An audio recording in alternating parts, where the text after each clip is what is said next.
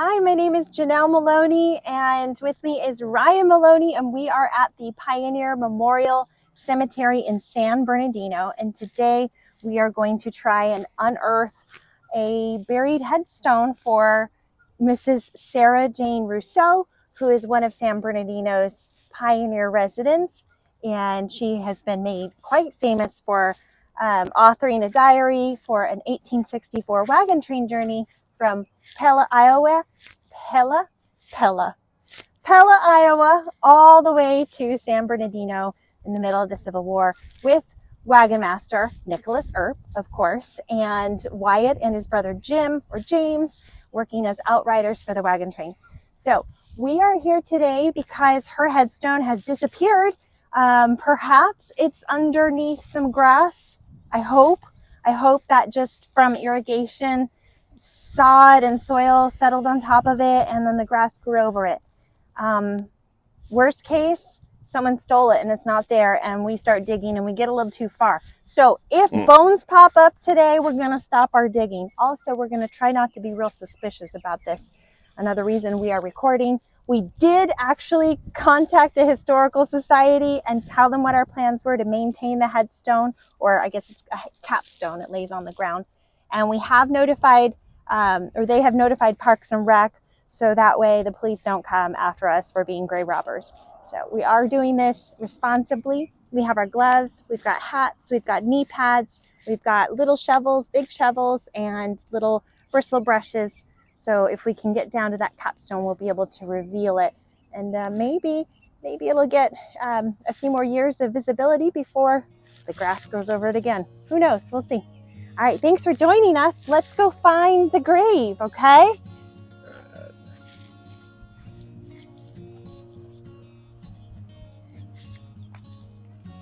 So I know that Pam Greenwood came out here in 2007. She's a descendant of the Curtis family. The Curtis family are also pioneers here in San Bernardino, and they were on the same wagon train. And she took a picture of it. But when I came out in 2022, it wasn't here anymore. All right, so it's one of these that are flat on the ground, and we're only going to see Dr. James, and his is pretty significantly damaged, so it's kind of easy to find that one. And so they're not that big. It's over here somewhere, a stone's throw away from Virginia Earp's capstone.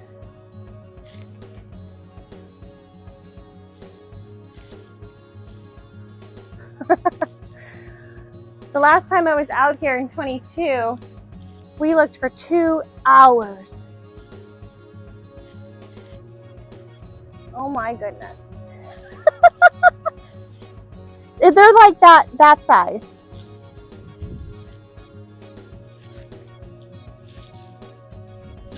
Could have sworn I remembered where it was. I remember that one too.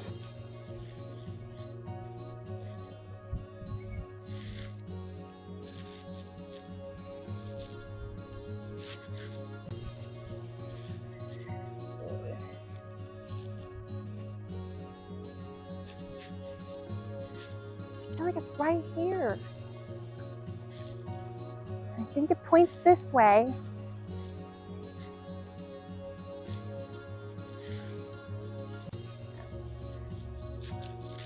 What is that one? That one looks like it's alone. No, that's not it.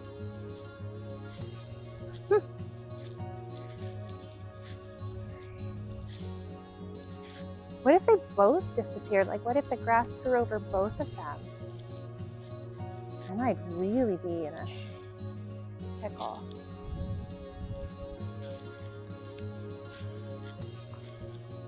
Oh look, Ryan, here's Walter Cave.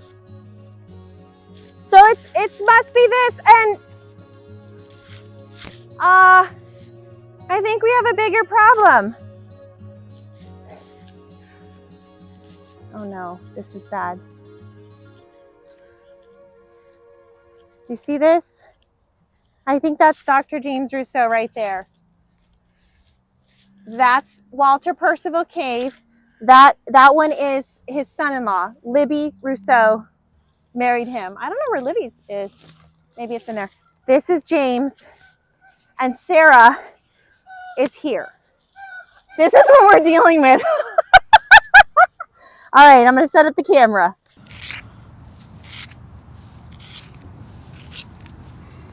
All right, let's see. If there's a Mason symbol at the very top, we'll know that it's him. We're on the right. Yep. We're on it. So that means Sarah is right there. See that? It cleans up pretty easily. Okay, well, I'm gonna start poking around for Sarah. I was not expecting that, but that's exactly how I think they all just disappear.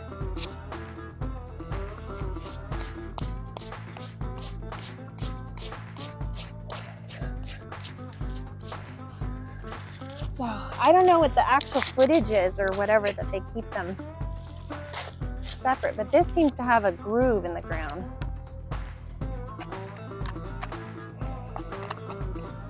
I don't feel anything. That's pretty deep.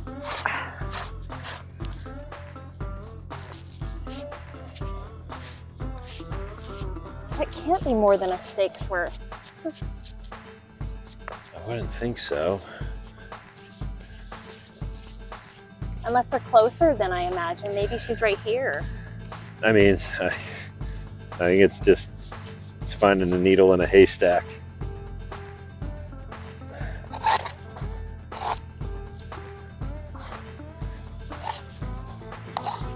Okay, so this stake is for sure like 8 inches, and I'm not hitting anything in this little indention.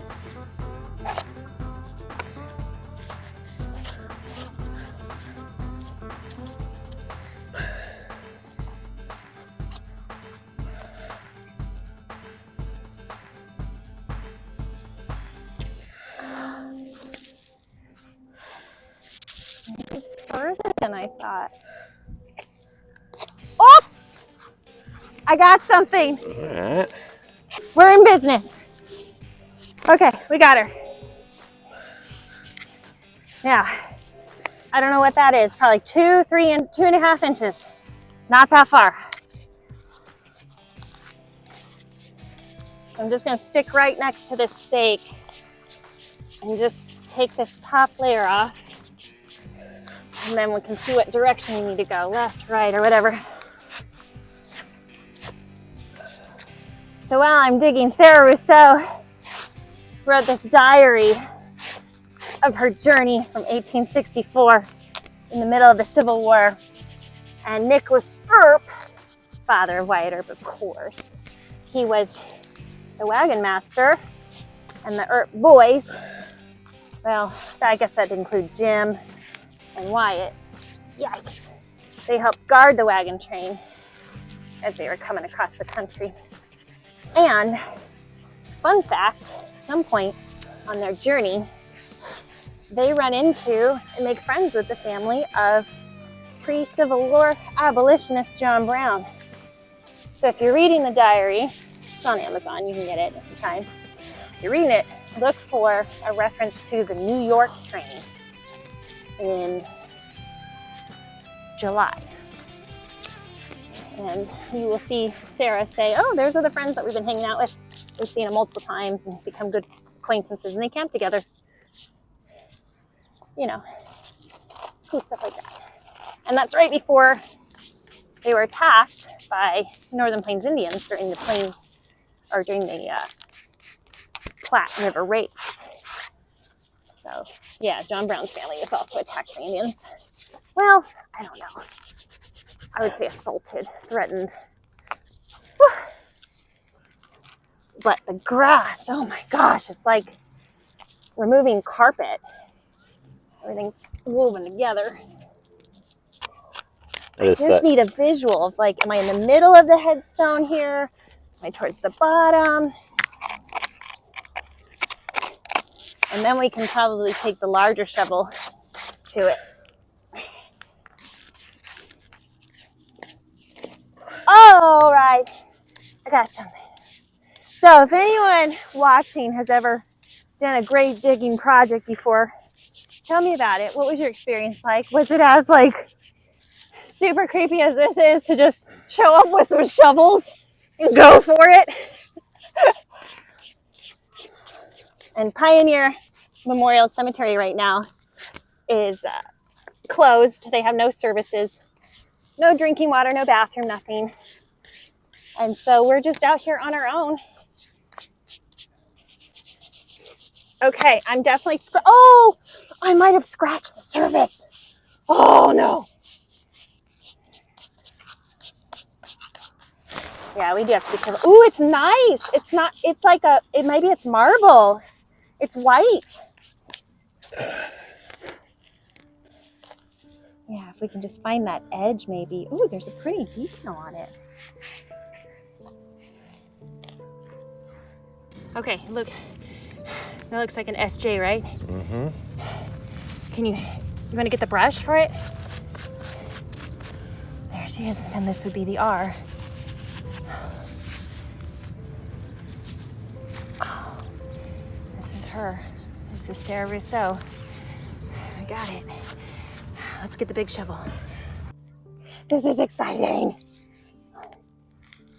Oh, definitely displacing, ew, worms. An earwig just popped up, really gross. Shiny beetle. Oh, man, these grass roots are crazy. Oh. You have my phone. So also on Sarah Rousseau's journey, You have my phone. in my pocket here, she meets the Mormon president Brigham Young in September, October, somewhere in there.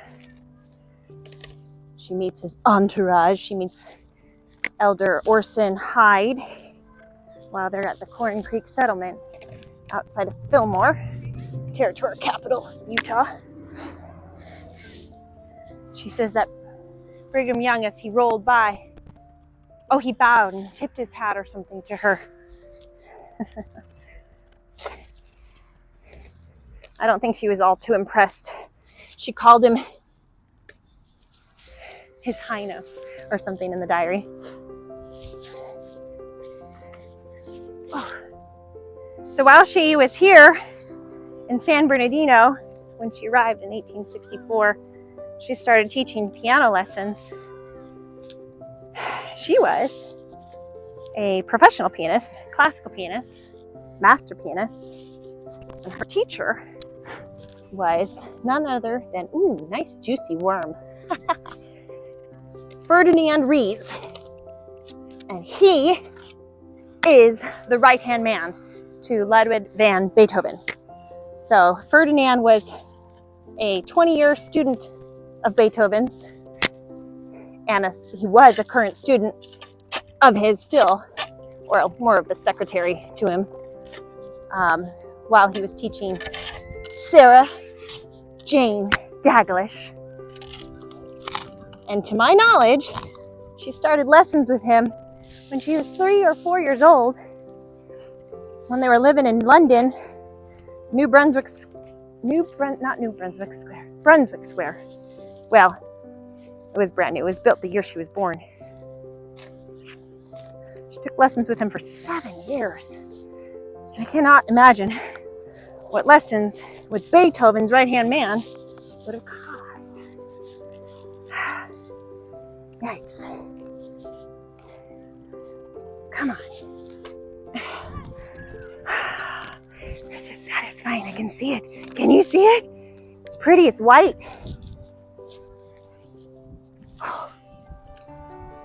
There's something down there that looks like I broke it, but I think it's to the left side of it. That looks like a little white crumbly rock. And some of the stuff could have already been broken. I don't think hers is. I think it's to the left. I think I maybe have already gotten far enough to the edge on the left, and it's past the edge. So now I gotta go over here. See, yeah, that looks like a different stone altogether. Here's the edge, right here. Yes.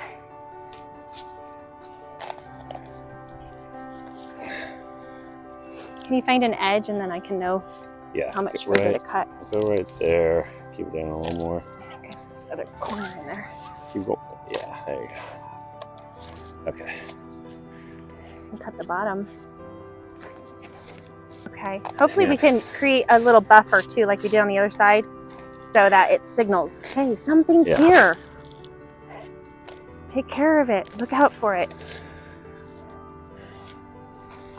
Yeah, so I'm just going to take another inch or two over this.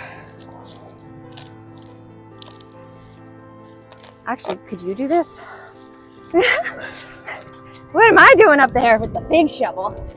Come on.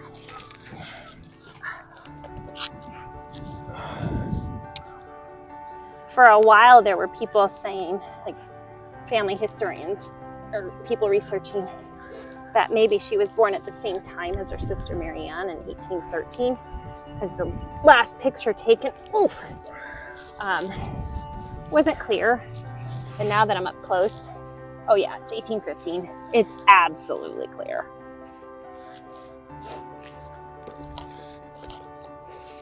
Oh, too deep. Okay, we got a little deep. Ryan lifted the headstone just a little bit. There we go. Okay. Gentle, honey, gentle. Only the dirt's coming up today. Well, I'd hope she's more than. Oh, how pretty. Look at the pattern on the bottom. Gentle. Yeah, I can get that. Do you feel like an archaeologist a little bit? Sure. Or I guess this would be an anthropologist, right? Because this is digging up people stuff. Okay. Yeah, if you just go over it like back and forth pretty quick, it cleans a lot of that stuff off. She has Mrs. S.J.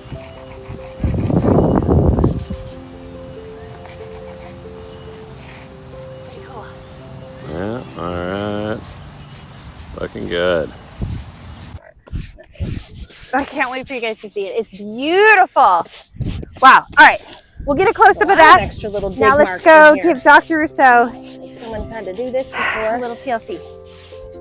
That didn't take very long, huh? No, you found it pretty darn quick. Oh, so pretty. So Dr. Rousseau's is totally broken, not just a crack. It looks like it's in multiple pieces, just set back in the ground. Wonder how that happened. Oh, what we have, I think this is about the best we're gonna get this one. All right, come join me over here and let's clean up his shoulders and letters and make him nice and dandy for some photographs. He and his wife. Oh wow, that looks really good from up here. It looks so pretty, right? It does look marble. Yeah. It has a really cool, I don't know, patina, but a blend of colors. It's like white and rosy.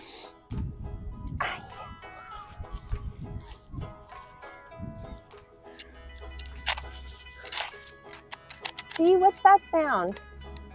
That's further down. What am I crunching on? Please don't be his casket. Oh, what is that? It's like there's another stone underneath of it.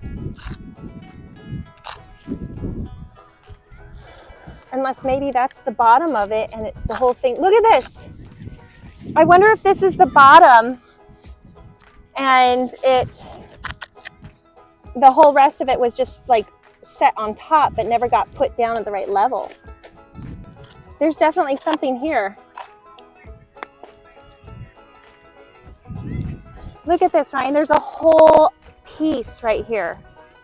I think this is the bottom.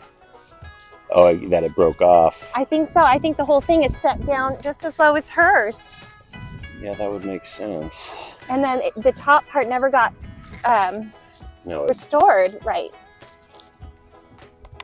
Yeah. But this isn't concrete. That's a nice, pretty stone underneath. No. Okay, there's the edge of that one. I think this is another. No, it's just another. Is it like a base maybe? Yeah, because there's. Or is it like an earlier headstone with his name on it that's underneath? We got to take a picture of this. Like, just clear this and show what are we looking at here. I'm gonna bring the camera and move it over here.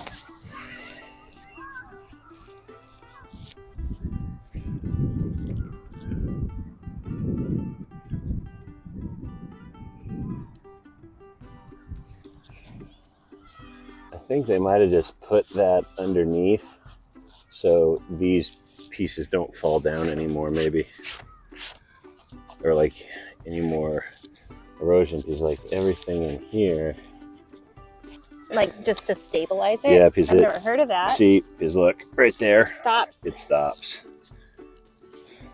What if he just had a normal square headstone, like underneath this it just says Dr. Jane Rousseau, and then later his kids put this guy up? Like, what if this is the replacement? How would we know? Either way, it looks really nice to make that clean.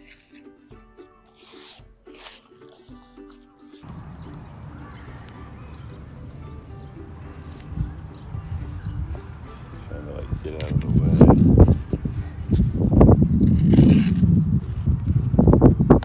Take a look at that. Okay.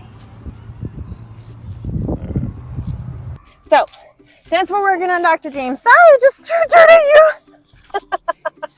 He's a pioneer in San Bernardino County. He was a land surveyor here for the county. He surveyed some mines and something in San Jacinto.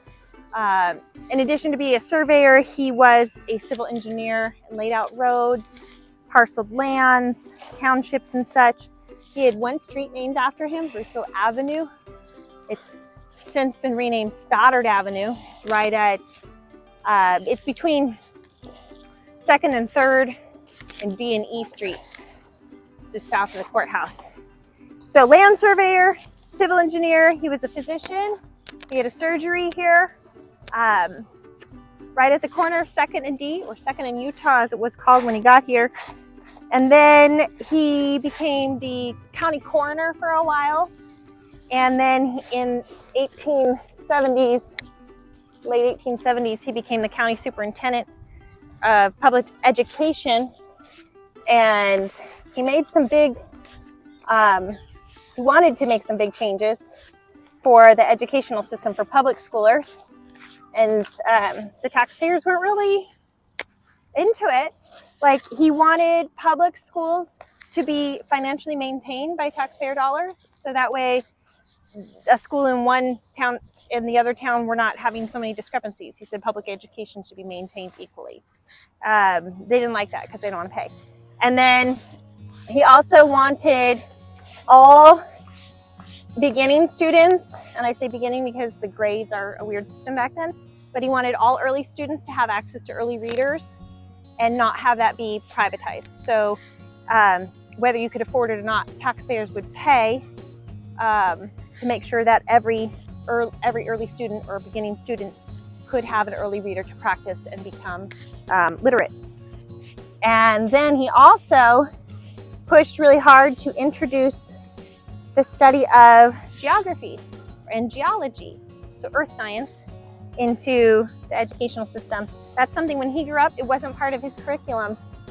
He was born in, what's it say, 1813. It doesn't say, it's broken. He was born in 1813, and that wasn't part of his curriculum. So when he became a land surveyor, he was like learning on the job, really, which is incredible. And so he decided, as the county superintendent of public education, he was going to make sure the kids understood the world, geology, geography, maps, stones. He wanted that to be part of the curriculum. So he did some pretty cool things, in my opinion, for the school system. Apparently he worked really hard at his job. He died at his desk. 1882, 10 years after his wife passed away. And he died of paralysis. And from what I understand, they were able to use an electrical machine to try and restart his heart or so, and it didn't work. So if that tells you about that technology in 1882 did exist, that he was given an electrical treatment to try and revive him. So right at the top of his capstone is a medallion for the Masons, Freemasons. Dr. Rousseau, founded the Phoenix Mason Lodge here in San Bernardino, the first Mason Lodge here. And he was the Master Mason for 5 years, non-consecutively. There's a lot of material on him in the newspapers for that. What do you think? Good effort, baby.